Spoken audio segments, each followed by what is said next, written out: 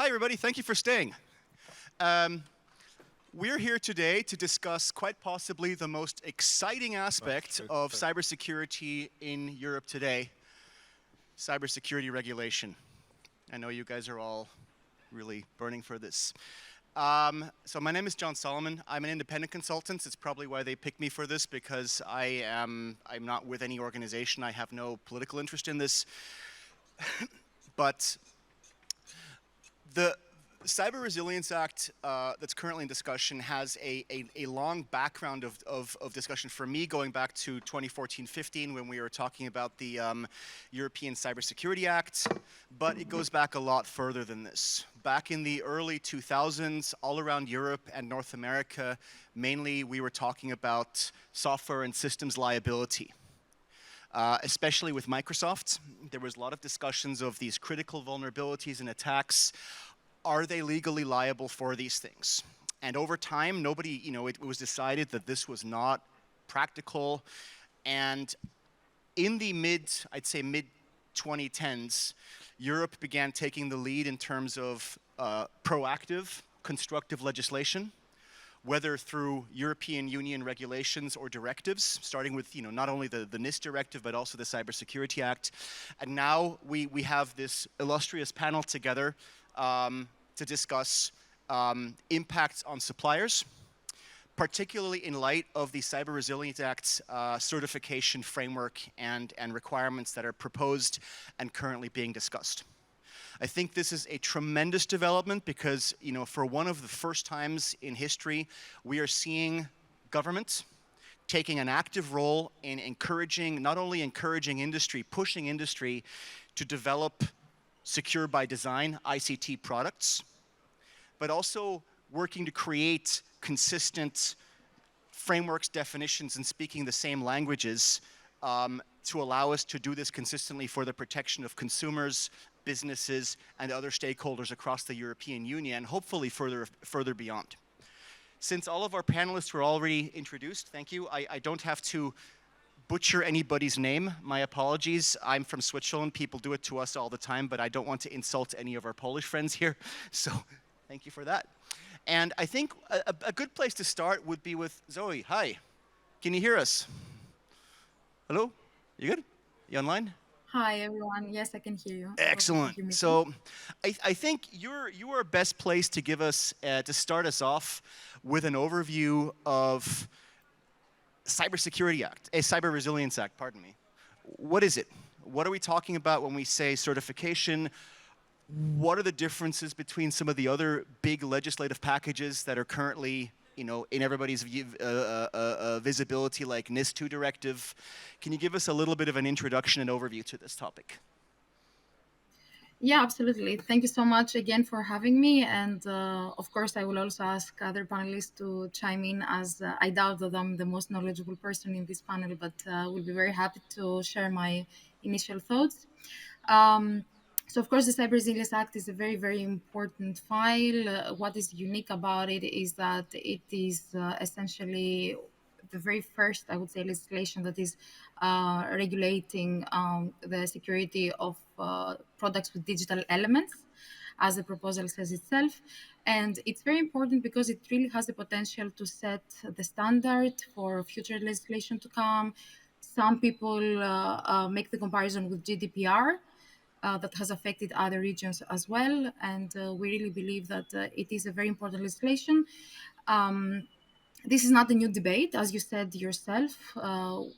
I represent industry players primarily, but I think the entire ecosystem, security ecosystem, has been asking consistently for horizontal cybersecurity requirements for connected devices for a very long time now. You may remember also the debate with the Radio Equipment Directive Delegated Act that was also along these lines.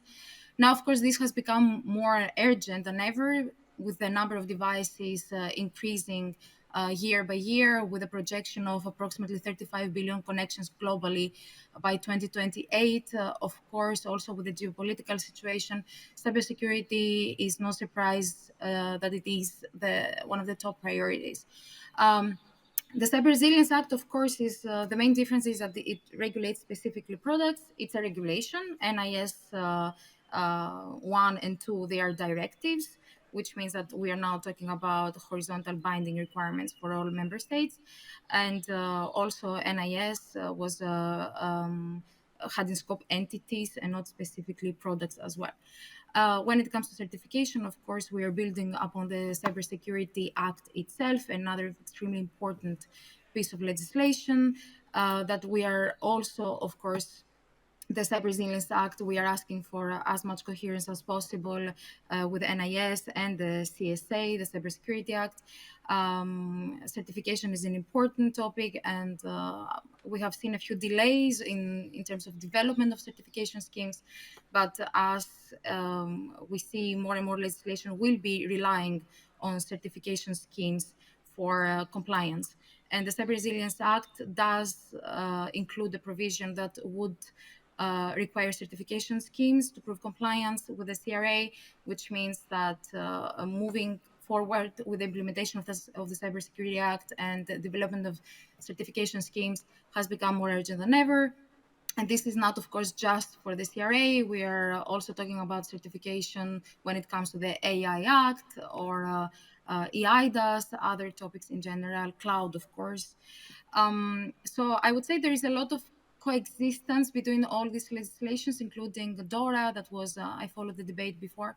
But I think it's also very important to keep in mind, again, the items that were raised before, that we all believe that we need these requirements. We all want clarity, but we also need to understand some factors like scarcity in resources, both for manufacturers, but also for member states themselves that are now called to implement all these new obligations, have to factor in when we are considering the final obligations.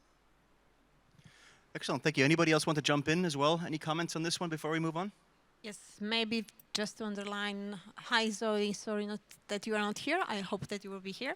So just to underline also what Zoe has said, that what is important with CRA, that this would be a regulation. So not like NIS2, there will be no implementation period and the need for member states to implement, but this will be directly binding regulation like GDPR. And also it will apply to all products with digital elements as it will be defined in the regulation.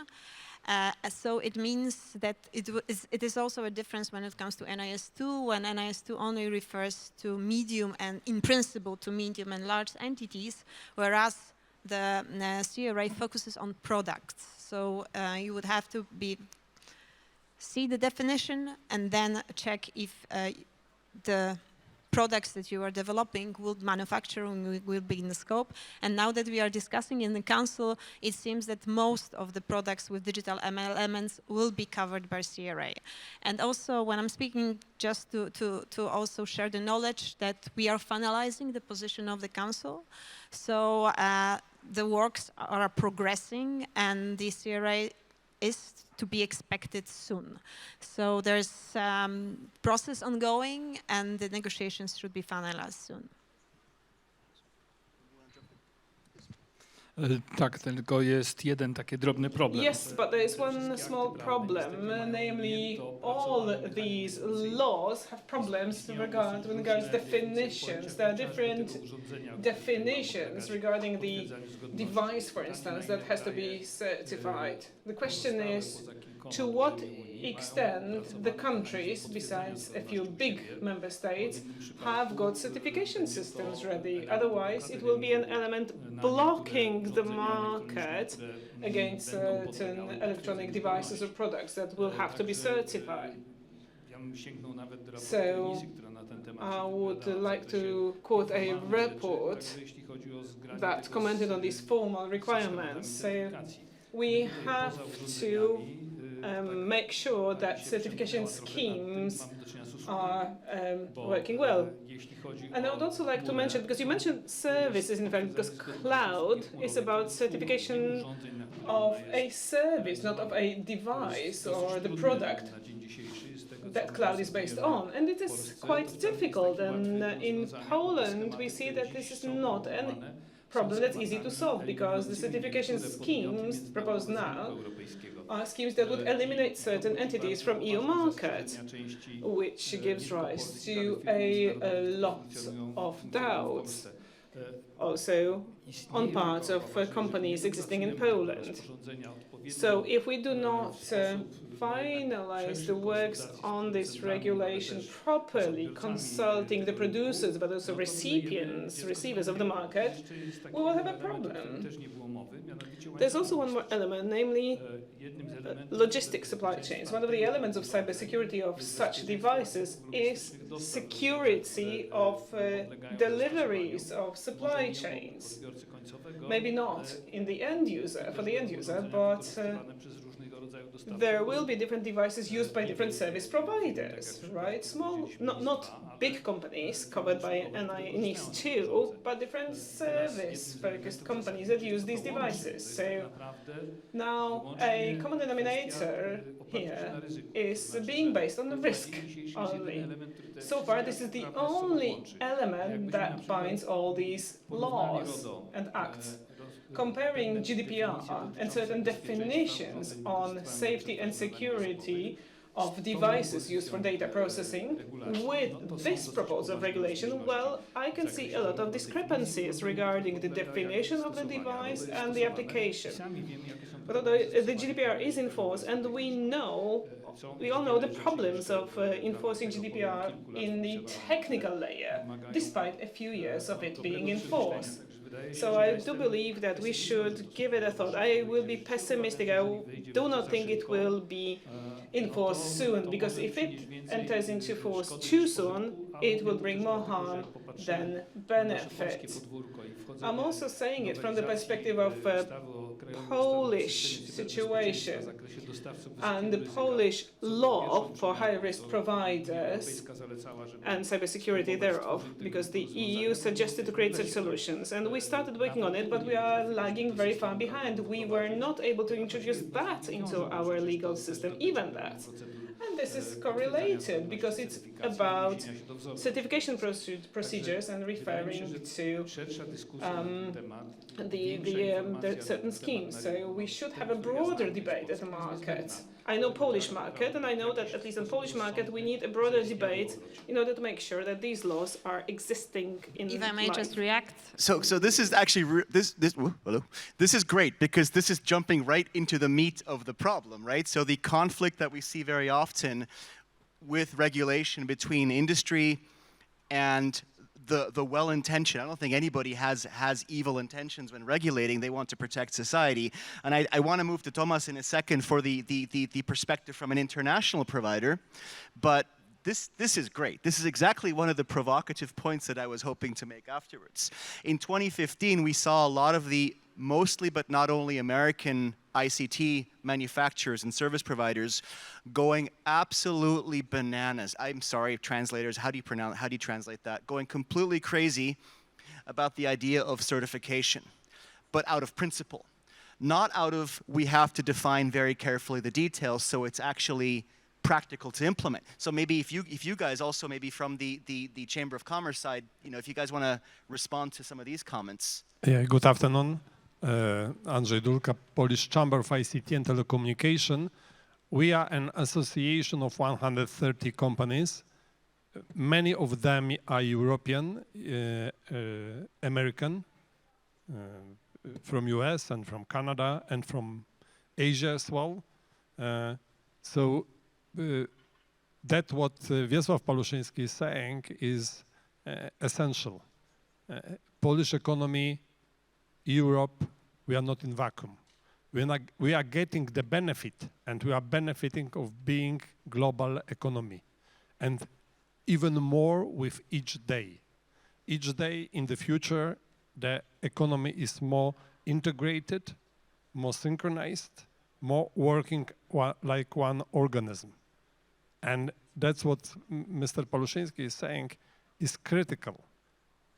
How to get the benefit of the global cooperation and not ruin that in Europe or in any of those countries by building separatistic walls, yeah?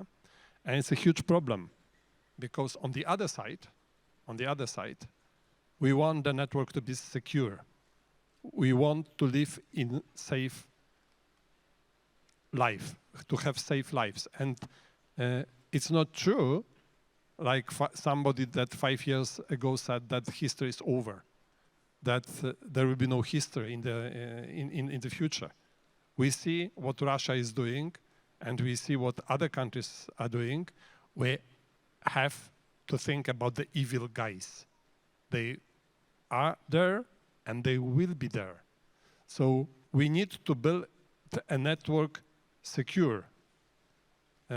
Sometimes there was somebody who said it's the harm of not building a network is less than building it's insecure. So for sure, we would like the devices in the future to be secure, to live the safe life. And look how this is complicated. With the 5G coming on the stage, we think about 5G as the radiation, yeah, the radio waves, and the 5G is this. Yeah, that's correct. That's only the radio waves. But more important, much more important than the radio waves is the 5G core, the network. It's totally different philosophy of building the network.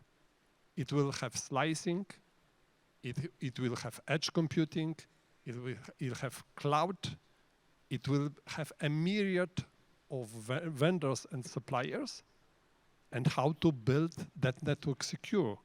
Who will be responsible for security of that network? How to ensure that that network will provide not safe communication, not safe gaming, not safe entertainment, but safe production, safe administration, safe health, and other services. Huge problem. So on the other hand, we say, yeah, we need to be proactive in regulating that industry. And look, this is one of the very few examples of regulation that is proactive. Usually, regulation and legislation comes after. We regulate and something that happened. Here we try to regulate something that is coming. I'm looking with that with my mouth open, and I'm very interested how it happened. How would countries agree that first in Europe that we are not separatists, in the world that we are not separatists, and then even that certification. Who would provide that certification? How we would make sure that the countries that are developing, that want to go to the level of more developed countries, that they will be not separated by those in powers. We have thousands and thousands of problems here. It won't be easy, but I believe we have to make the first step there. So this is a good point. I want to move over to Thomas from Palo Alto, because you talked about open source in our email conversation before this event, and you touched on a really good issue, which is that of essentially critical national infrastructure, right? So I think the volition, the good intent is there to secure what makes our countries function, especially after the major supply chain attacks that we've seen starting in 2020 and still ongoing, and SolarWinds, Excellion, Microsoft, Log4Shell, right? How do we work to secure these infrastructures, for example, through you mentioned open source components. Yep. How do we certify these? How do we make sure that security by design is built into these, for example? Yeah, good points. Actually, I'm likely the only one here in the panel who is representing the manufacturer, and one of them who will be covered by the CRA Act. So we will need to and we need to be compliant with the regulations. Maybe general comment at the beginning. Palo Alto Networks is the multinational company, and we need to deal with such specific regulations in different places over the world. So you can imagine how much effort and how much money actually is spent on being up to date with the regulations which are defined in different areas, let's say, in different countries over the world. So from that perspective, I would say having one well-defined act of the certificates which will be required makes our life easier from one side. I mean, it limits the number of very specific regulations, per country regulations maybe. But from other perspective, you know, maybe well-known acronym in the security area, which is KEYS, keep it simple, stupid, means we would like to get something which is very clear and very simple to implement. Otherwise, the implementation will be always somehow limited. And actually, the goals, and I guess I believe the goals of this act are pretty important for all of us. They won't be actually delivered because of, you know, the differences in the interpretation of some requirements. Good point about the open source. Actually, CRA, as far as we know at the current stage, and I'm glad we are having this discussion today because, as I understand, the legislation is still ongoing. So there are some spaces, let's say, some areas where maybe some corrections can be made. We have a few points as a company. We decided to provide our feedback through the official communities to the European Union about it as well. And I think this is also something pretty common among the other US manufacturers and also other manufacturers over the world who would like to sell into European market. For example, yeah, the CRA puts a lot of efforts, puts a lot of focus on vulnerability management and vulnerability reporting.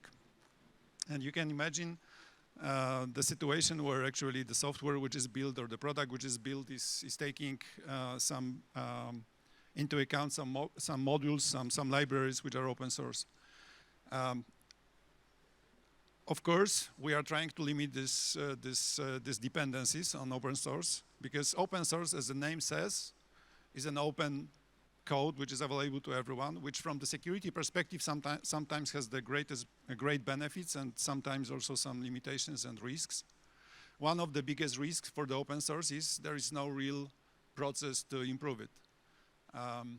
There are some nice groups of people who are really spending a lot of efforts to create the open source code, and this is really great. I mean, if you take a look at almost every application, it somehow benefits from the open source. But from other side, if we will be forced to, you know, improve our products and they are somehow dependent on the open source code, it's maybe not as easy as you can think, because at least the process of improving this code will take some time, and we cannot force actually those guys to do so in some timely manner. One quick comment about this vulnerabilities management and vulnerabilities reporting. I understand the purpose. I hope I understand the purpose. It's great that someone is actually taking care about, you know, the general improvement of the security products which will be delivered to the market, and the idea is really great. From other side, I would be very careful about, you know, making people a bit leaving them with some false impression that the product which is delivered to the market, which is purchased by someone, is actually fully secured because it was already certified, it went through the process, the vendor reported some vulnerabilities which were related to this product, is obliged to deliver some patches, keep maintenance of the product, etc. It does not mean we can predict everything. And we all sitting here, I guess majority of us are actually working in some security space, in some security areas, and we all know there is no 100% secure product over the world. So it can happen, and this is something everyone needs to memorize and follow. We need to think about some risks. And of course, regulations like CRA will make this risk maybe lower, and you can address this risk, you can address this risk easier, but you need to be aware about the risk. So actually, no one will take this responsibility about protecting our data from us. It's actually our own obligation. Every one of us needs to make an effort to secure ourselves. And yeah. Ja bym do tego skomentował jeszcze jedną rzecz. I would like to add one more thing as a comment. when it comes to these beautiful open sources. This is not just the zealots working there doing that with good intentions, right? Looking at some libraries, there's quite a lot of entries from St. Petersburg, especially in libraries. Hardly anyone is looking at the details of libraries, looking what is there really. We know very well how difficult it is to analyze an open source of a solution that keeps growing and growing. So trying to provide for cybersecurity of open source solutions is a challenge on its own. There's no one simple mechanism. Well, when we look at Internet of Things, the IoT, and these different solutions in like energy sector and so on, over there, open source solutions are used commonly without really checking what they entail, really. So here, certification process would be a challenge as big as trying to synchronize common criteria certification with European certification.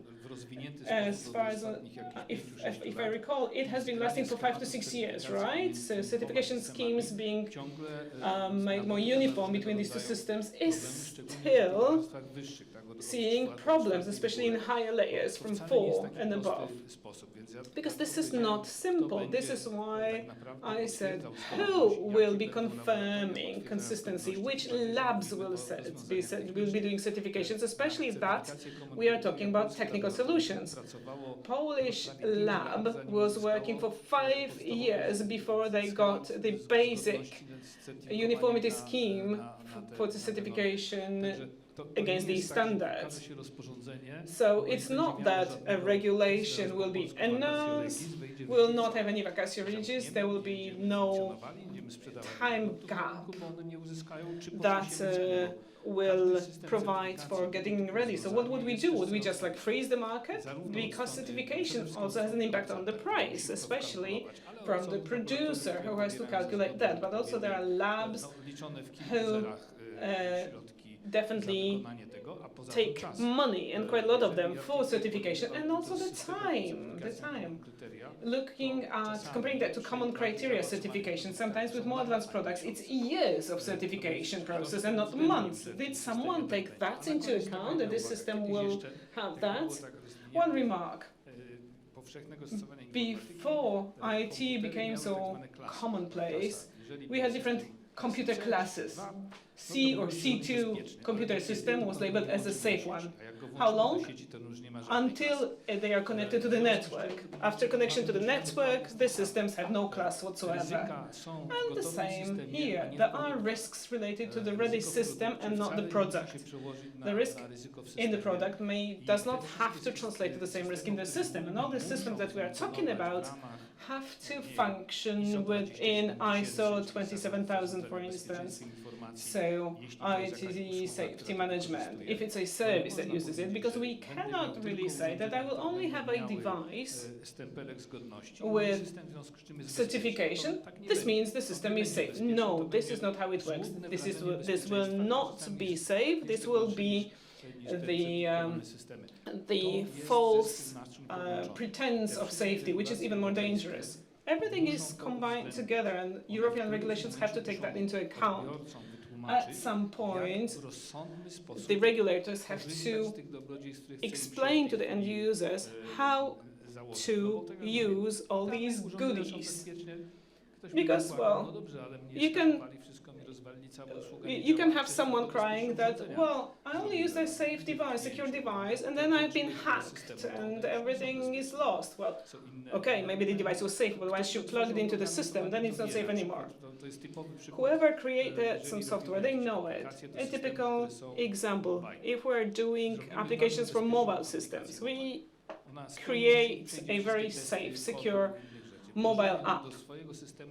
Then we apply it to our IT system of a wide web, and it's safe provided that the network is safe, because if the network is not safe, then the app won't be safe. So that's an example of how we should approach these things, and at some point with all these acts of law, this has to be said clearly.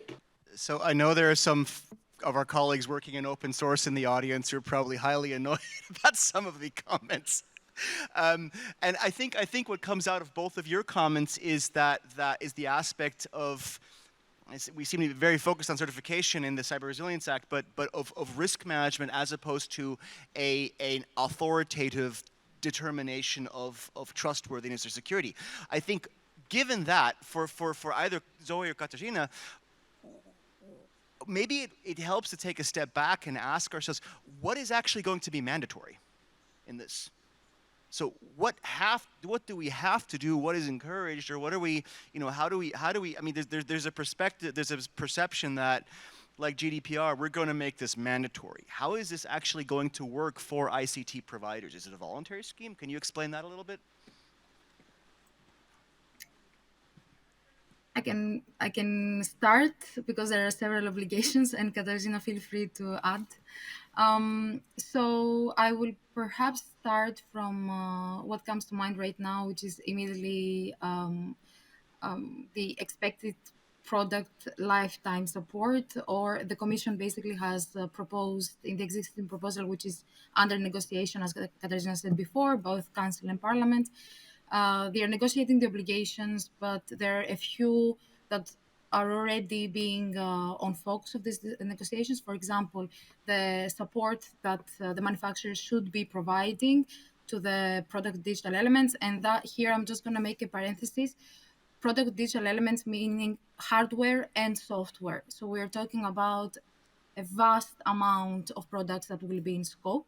So pretty much every single manufacturer out there will have to be in scope, except for specific exceptions. So in terms of obligations, the Commission has proposed the 5-year threshold or expected product lifetime, whichever is smaller for product support by the manufacturer. This is now discussed, as I said. For us, Digital Europe also represents many manufacturers, both on the hardware and the software world, and it's one of the points that we are very worried about. We don't want this to become too overburdensome for manufacturers. The objective here is to ensure that we can still, we do not disrupt the market. And by making too much, putting too much burden on manufacturers, we're actually being counterproductive. So instead of just ensuring security, we're also adding too much burden to manufacturers. So that's one of the things. The other one, on reporting obligations, we have both reporting for vulnerabilities. So the so-called actively exploited vulnerabilities should be reported. Right now, the Commission proposes that the recipient should be ENISA. I know this is an important point for the Council as well, on keeping this information at first stage, at least at national level. But like I said, the text is discussed right now, so we don't know exactly where this discussion will go. But and then there is, of course, like NIS as well, the reporting of incidents. And with that, we've been actually today we released a joint statement of industry associations across international associations, national and European. 34 organizations came together to warn against over-reporting. It's one of the things that we are worried about, reporting too much, too soon, too unpatched, if I may say it like that. It's going to only create more risk. So, of course, incident reporting is not exactly the same as vulnerability reporting, or specifically actively exploited vulnerabilities. And we understand the need for reporting, and especially coherence with the NIS as well, so that we don't complicate too much for the people that have to report, but also for the people that have to receive this reporting. The objective should always be to address the issue. So if we are receiving an overflow of information that we cannot then also support in addressing, this is just counterproductive, both for the people that receive, but also for the people that are reporting.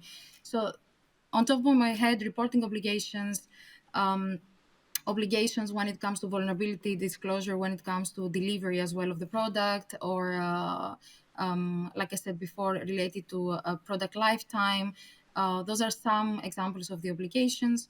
And maybe I stop here and I let Katarzyna add. I'm sure I have forgotten a few.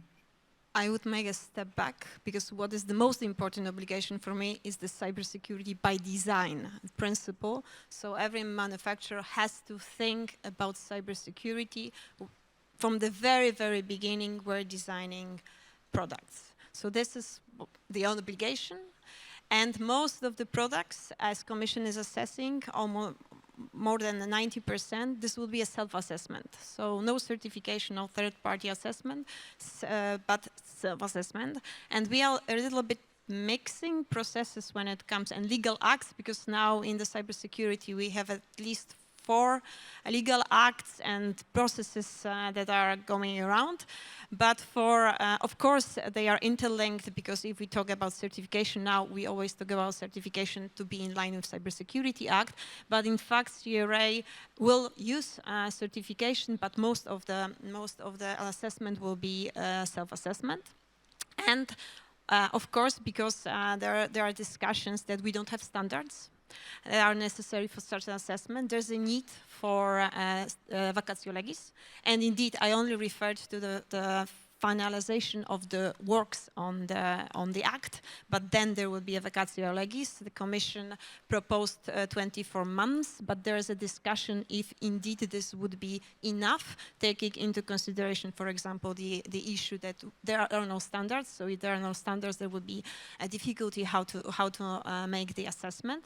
So this is a discussion what should be the period enabling the proper implementation of the act when the period elapses. And also on the process, we try to align as much as possible when it comes to definitions with the NIS2. And always we are trying to find the best solutions, and we are very open when it comes to public consultations. These consultations were announced by the Cybersecurity Department of the Ministry of Digital Affairs, and I can assure you that with the excellent team from the Cybersecurity Department, we are carefully analyzing any position that we are getting from all the stakeholders, and when we are preparing the national position to be presented in the Council. I would like to take an opportunity and ask the question, because one of the topics which was discussed, as far as I was able to follow, was the criteria for recertification. So how quickly and how often, if there is a change in the product, especially in the software, because this is changing really rapidly nowadays, how often the vendor is actually obliged to make the recertification. There were some discussions about, majority changes or critical changes, or actually every change which should be or not certified again. I can only tell you that indeed there is such a discussion and some improvements in the Council text to make sure that there's more clarity when there's a major change in the product. They are included in the text. I want to jump on one aspect. I think that, Andrzej, you mentioned earlier, we are not an island here. We are internationally connected. And I think with the example that you mentioned from telecoms infrastructure, that's especially one of the most interconnected, maybe next to financial services in the world right now. GDPR, the accept cookies buttons are annoying, right? But it's a well-intentioned regulation, and what I hear from a lot of colleagues in Australia, in Asia, in the US, wherever, is that they admire the intent behind it, and they admire the direction of really wanting to proactively protect customers, consumers. And what we saw with our American friends in California, the CPAA privacy law took a lot of inspiration from GDPR. Now, given your point about this is all interconnected, it's going to have impacts beyond the borders of the European Union. Don't you think this will be a signaling effect to international providers to up their game a little bit, to improve their own processes, and even if the implementation itself is burdensome, adds more bureaucracy, whatever, that ultimately it's a net positive? Solidaryzując się z Wiesławem, że w Polsce mówimy po polsku. Yes, so just as Wiesław, I will address you in Polish for a moment, because we're in Poland after all. Ladies and gentlemen, Ja wychodzę z takiego założenia. Jesteśmy na początku what I believe is that we are now at a starting point. We are looking at something that is unfolding before our own eyes. We don't know how it will pan out, how it will develop. It's like in healthcare. If you want to ensure the healthcare for humanity, you need a global organization to do that. And so you will only ensure cybersecurity if you have a set of rules that will ensure security on various levels. Just like in healthcare, some drugs require very profound certification and a lot of steps in the registration process, whereas in dietary supplements, for example, you only need some limited tests. And so in our case, you will have some apps that will be tested extensively and others that will need to be tested to a limited extent. So I don't know how this will evolve. I'm only saying that we are witnessing the beginnings of something bigger, of a phenomenon which will become clearer as we move forward. I am certain of one thing. In future, we will have plenty of people who will be hired to work on cybersecurity and cybersecurity as such. So this is the profession of the future that is worth looking into. As a cybersecurity consultant, I really hope you're right. And I really encourage all the girls also to take this path of career. I cannot echo that enough. We need more women in cyber. We need more diversity in cyber, and even beyond it being the right thing to do, as you heard, we need more warm bodies who know what they're doing. We have time for one more comment from anybody who'd like to give their points. Any volunteers? 2-3 minutes. Yeah, I would like maybe to comment only that actually we as a vendor, as a manufacturer of the security systems, we really appreciate the efforts to make our lives easier by standardizing the certifications, as I said at the beginning. And from other side, I hope also there will be a synchronization between different acts and some joint approach, let's say, to what we are obliged to deliver at the end of the day. And the final comment from my side is, and I said that at the beginning, and I would like to conclude that, is actually certifications are great, we all know, but from other side, it's still on us how we secure ourselves, and this is the main topic, I think. So we're coming up on time. Anybody? And one more? Tak, jedna rzecz. Myśmy zupełnie dzisiaj zostawili... I think there's one thing that we did not mention enough, the cloud services. And somebody said something about artificial intelligence, and I think that this is a huge challenge. We are working on regulations that will regulate all of those aspects, and we also need reasonable regulations to govern AI issues, and that is a challenge. So at the next edition of the Cybersec conference, we should focus more on that. One request to the rulers of the world: talk to the industry, talk to the chambers. We are ready to talk. We are not obstacle. We know how to make our equipment secure. Talk to us. We will help. So with that, I think wrap-up comments is see certification more as an indication, as a risk management tool than authoritative. Any regulatory approach bears a lot of complexity, has potential significant impact, needs clear wording. Talk to industry. It bears a lot of good intent, so there's a lot of effort being put into making this the right thing to do. We're on the right path. Make sure the Resilience Act goes far beyond certification. Make sure that before you yell about certification, you're familiar with the extent of it. And I invite you, if you have any questions about this, to catch up with any of your panelists. I thank you very much for your wisdom, your insights. Thank you for joining us remotely. and you for your attention. And for those of you joining us later on, hope to talk to you there, and wish you a lovely rest of the evening, and see you tomorrow. Thanks, everybody. Thank you.